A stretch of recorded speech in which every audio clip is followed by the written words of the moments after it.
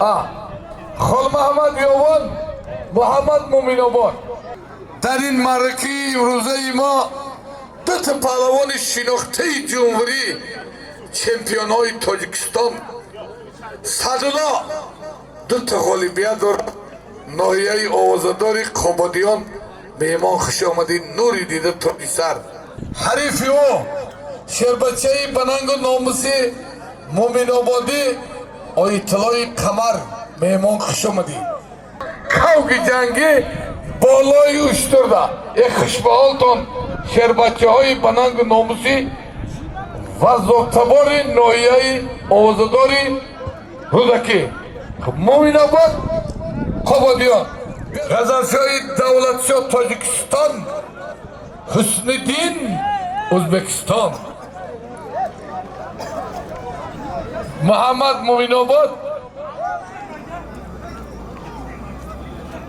سادیلا جان راست بگیره راست.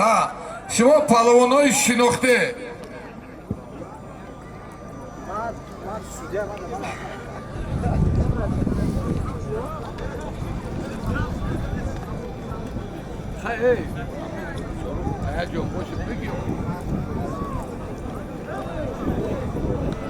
های بله ها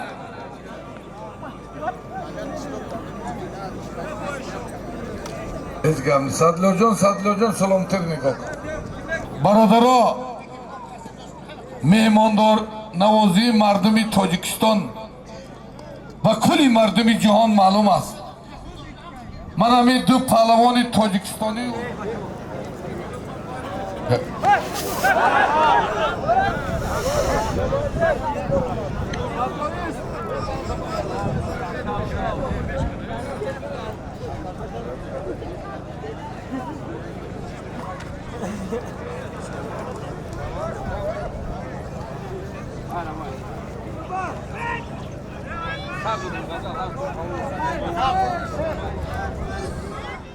چکیونو بیار دوار مونه اکن پاک خودی شاروخ کجا دی؟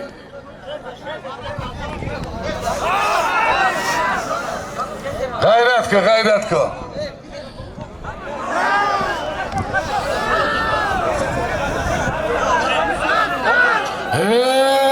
غزل شوی دولت شو تاجیکستان حسن‌الدین ازبکستان.